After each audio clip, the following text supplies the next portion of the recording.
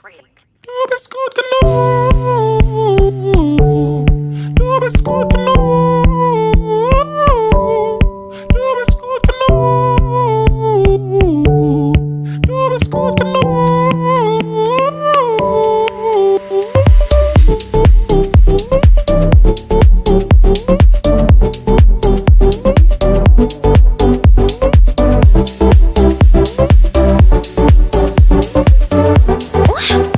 Ja.